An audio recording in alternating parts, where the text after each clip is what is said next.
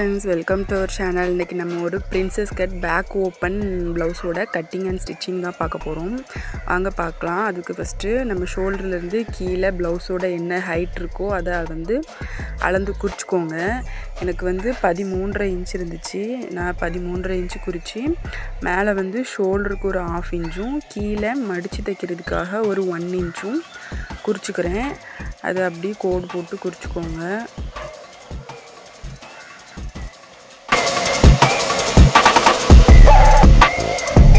இப்போ நம்ம நெக்கோட அளவு குறிச்சிக்கலாம். நெக் வந்து 2.5 இன்ச் குறிச்சிருக்கேன். அப்புறம் ஷோல்டர் வந்து 2 இன்ச் குறிச்சிருக்கேன். அதுக்கு தையலுக்காக ஒரு 1/2 இன்ச் விட்டுக்கோங்க.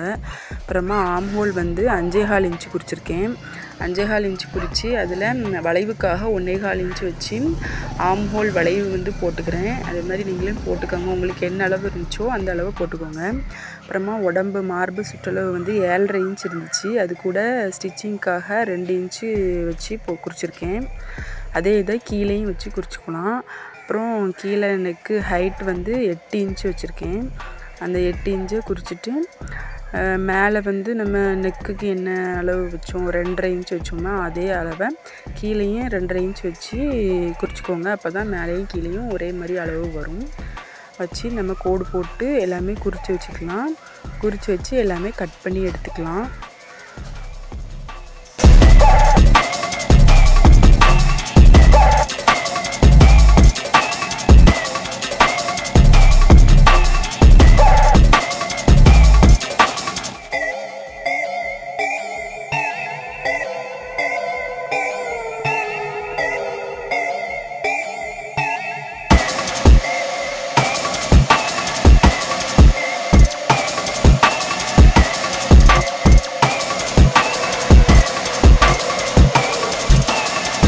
நம்ம வந்து ஃப்ரண்ட் போர்ஷன் வந்து கட் பண்ணிக்கலாம். அதுக்கு பேக் போர்ஷனை அப்படி ஃப்ரண்ட் அந்த கிளாத் மேலே போட்டு எல்லா அளவுமே குறிச்சிக்கோங்க.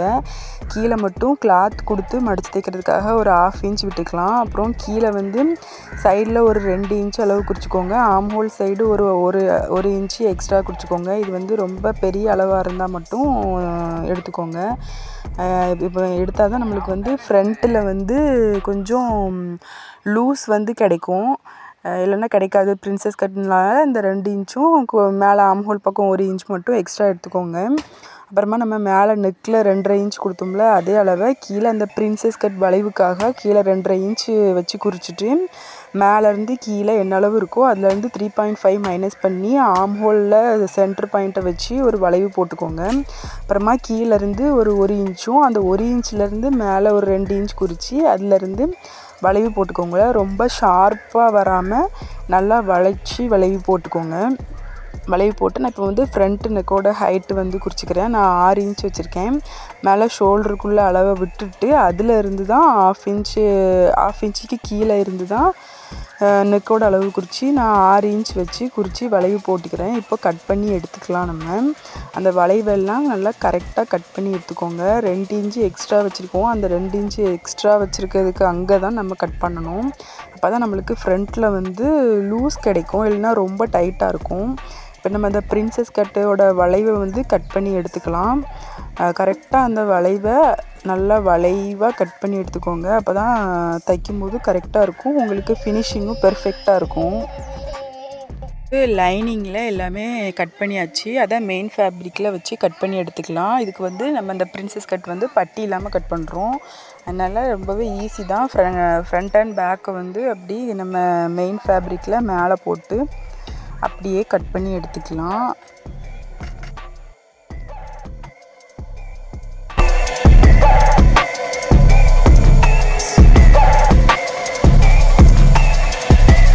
இப்போ வந்து நம்ம ஸ்டிச் பண்ணி எடுத்துக்கலாம். இது வந்து நம்மளுக்கு பேக் ஓப்பன், அதனால் ஃபோல்டிங் பக்கமாக நீங்கள் வச்சு கட் பண்ணியிருந்தீங்கன்னா ஃபோல்டிங்கை வந்து கட் பண்ணி விட்டுக்கோங்க. நம்ம பேக் தான் பின்னாடி தான் குக்கி வரும். அதனால் பின்னாடி கட் பண்ணி விட்டு இப்போ வந்து நம்ம எல்லா ப்ளவுஸும் ஸ்டிச் பண்ணுற மாதிரி தான். ஃபஸ்ட்டு நெக்கு வந்து ஃபினிஷ் பண்ணிக்கோங்க. நெக்கை ஸ்டிச் பண்ணி 2 நெக்கையும் ஃபினிஷ் பண்ணிக்கோங்க. பின்னாடி தான் ஹூக் வரும். நெக்கு ஃபினிஷ் பண்ணிவிட்டு அப்புறமா நம்ம ஃபுல்லாக கழுத்தை திருப்பி அடித்து அதில் மேலடி போட்டு அப்புறமா ஃபுல்லாக லைனிங்கையும் மெயின் ஃபேப்ரிக்கையும் ஃபுல்லாக ஸ்டிச் பண்ணுவோம். அதை ஸ்டிச் பண்ணிவிட்டு கீழே 1 இன்ச் நம்ம மடிக்கிறதுக்காக விட்டுருக்கோம். அந்த 1 இன்ச்சையும் மடித்து தைச்சிட்டு பேக்கில் ஒரு டாட் பிடிப்போம். அதையும் பிடிச்சி பேக் வந்து ஃபினிஷ் பண்ணிக்கலாம். இவ்வளோ தான் பேக் வந்து நம்ம எப்போவுமே ஸ்டிச் பண்ணுற மாதிரி தான். ஆனால் இது வந்து பேக்கில் ஓப்பன் மட்டும் வரும், அவ்வளோதான்.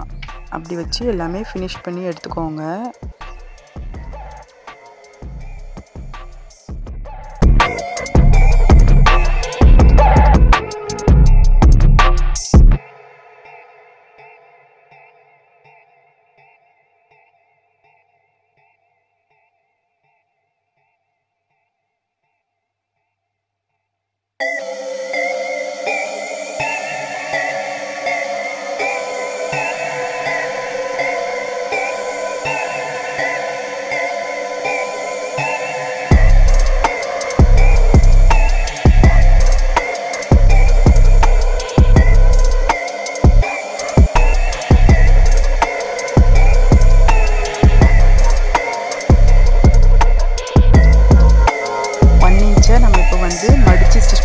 நம்ம கட் பண்ணும்போது 1 இன்ச் கீழே மடித்து தைக்கிறதுக்கு விட்டுருந்தோம். அந்த 1 இன்ச்சை கீழே வந்து மடித்து ஸ்டிச் பண்ணி எடுத்துக்கோங்க.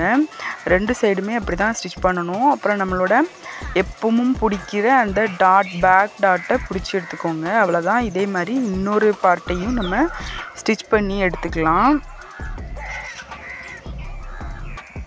இப்போ நம்ம வந்து கொக்கி பெட்டி வி பெட்டி வந்து வைக்கணும். நம்ம எப்பவும் நார்மல் ப்ளவுஸ்க்கு வைக்கிற மாதிரி தான். கொக்கி பெட்டி வந்து வெளிப்பக்கமாக ஸ்டிச் பண்ணி உள்பக்கமாக திருப்பணும். வி பெட்டி வந்து உள்பக்கமாக ஸ்டிச் பண்ணி வெளிப்பக்கமாக திருப்பணும். ஒரு 1 இன்ச்சுக்கு ஒரு கொக்கி வைங்க. அப்போ தான் நம்மளுக்கு வந்து அந்த கேப்பு வந்து தெரியாது. ஃப்ரண்ட்டை விட பேக்கு நம்ம பின்னாடி போடும்போது அது வந்து எல்லாருக்குமே விசிபிளாக தெரியும். அதனால் கொக்கி வந்து 1 இன்ச்சுக்கு 1 வைங்க. அப்போ தான் அது வந்து கேப்பு இல்லாமல் ஃபுல்லாக ஃபினிஷிங்காக இருக்கும். இப்போ நம்ம வந்து கொக்கி பெட்டி வி பெட்டி எல்லாமே தச்சு ஃபினிஷ் பண்ணி எடுத்துக்கலாம்.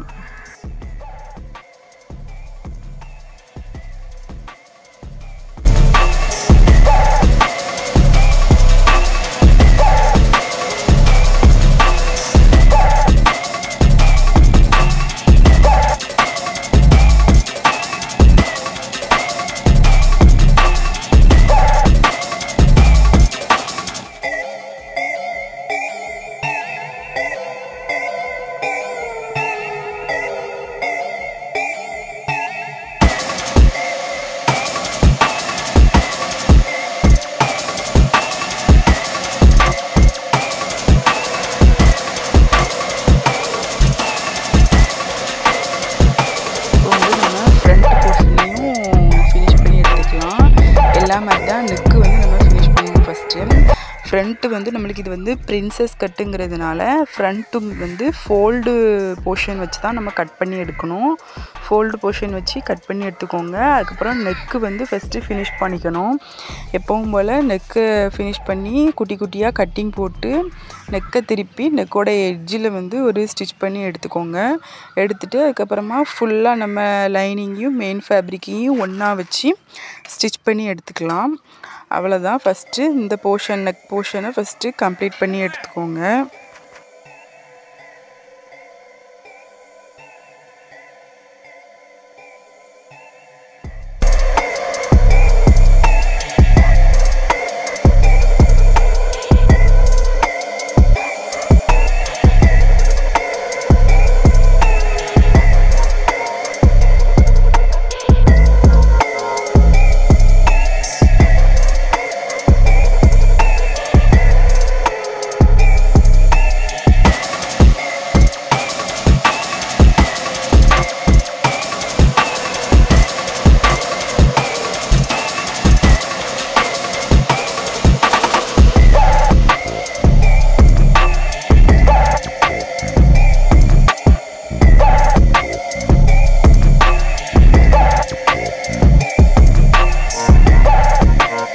இப்போ வந்து நம்ம அந்த வளைவு நம்மளோட பிரின்சஸ் வளைவு கட் பண்ணி தனியாக ஒரு ஃபேப்ரிக் இருக்கும். அந்த ஃபேப்ரிக்கை இது வந்து தச்சுலாம் திருப்பான்னா அப்படியே ராங் சைடு வச்சு லைனிங்கை மேலே வச்சு லைனிங்கையும் மெயின் ஃபேப்ரிக்கையும் வச்சு சைடில் எட்ஜில் ஒரு ஸ்டிச் பண்ணி எடுத்துக்கோங்க.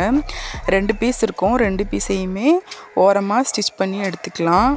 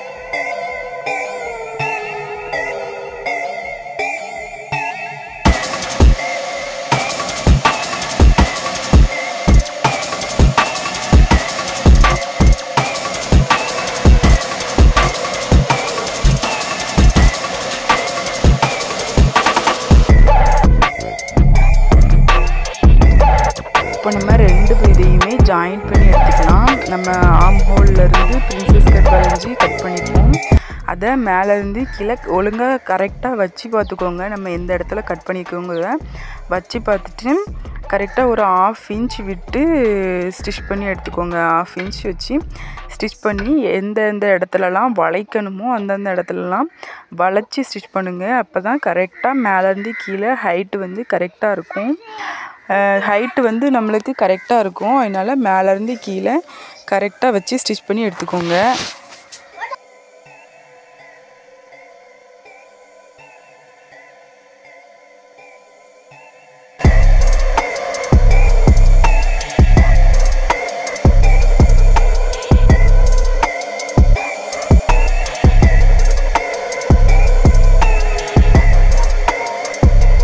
டபுள் ஸ்டிச் போட்டு எடுத்துக்கோங்க. அப்போ தான் ஸ்ட்ராங்காக இருக்கும், பிரில்லாமல் இருக்கும். இன்னொரு போர்ஷனையும் நம்ம வந்து அதே மாதிரி எப்படி நம்ம ஃபஸ்ட் இது தைச்சோமோ அதே மாதிரி ஸ்டிச் பண்ணி எடுத்துக்கலாம். அதுக்கும் டபுள் டைம் ஸ்டிச் பண்ணி எடுத்துக்கோங்க. கரெக்டாக வளைவுலலாம் வளைச்சி எடுங்க. அப்போ தான் மேலேருந்து கீழே கரெக்டாக இருக்கும். அப்புறமா நம்ம வந்து கீழே மடித்து தைக்கிறதுக்காக 1/2 இன்ச் விட்டுருப்போம். அந்த 1/2 இன்ச்சில் ஒரு பீஸ் வச்சு ஸ்டிச் பண்ணி மேலடி போட்டு நம்ம அமுக்கு தையல் போடுவோம்ல, திருப்பி வச்சு ஒரு அமுக்கு தையல் போட்டு உள்பக்கமாக மடித்து ஸ்டிச் பண்ணிக்கலாம். முன்பக்கம் இப்படி தான் ஃபினிஷ் பண்ணணும். இப்போ தான் பேக் சைடும் இப்படி ஃபினிஷ் பண்ணலாம். 2 சைடுமே ஃபினிஷ் பண்ணலாம். பேக் சைடு வந்து நம்ம 1 இன்ச் விட்டுருந்தோம், அதை அப்படி மடித்து ஸ்டிச் பண்ணியாச்சு.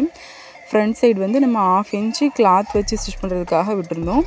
இப்போ அதையும் ஃப்ரண்ட் சைடும் ஸ்டிச் பண்ணி ஃபினிஷ் பண்ணியாச்சு. பாருங்கள், நம்மளோட பிரின்சஸ் கட் ப்ளவுஸ் வந்து ஃபினிஷ் ஆக போகுது. இப்போ ஷோல்ட்ரு வந்து ஜாயின் பண்ணிக்கலாம். பேக்கையும் ஃப்ரண்ட்டையும் ஒன்றா வச்சு 1/2 இன்ச் நம்ம ஷோல்ட்ரு ஸ்டிச் பண்ணுறதுக்கு விட்டுருந்தோம். அந்த 1/2 இன்ச்சை வச்சு நம்ம ஸ்டிச் பண்ணி எடுத்துக்கலாம். 2 ஷோல்டரையுமே ஸ்டிச் பண்ணி எடுத்துக்கோங்க. டபுள் டைம் ஸ்டிச் பண்ணி எடுங்க. அப்போ தான் ஸ்ட்ராங்காக இருக்கும். எதுனாலும் டபுள் டைம் ஸ்டிச் பண்ணி எடுத்துக்கோங்க. அவ்வளோதான், நம்மளோட பிரின்சஸ் கட் ப்ளவுஸ் வந்து ரெடி ஆயிடுச்சு.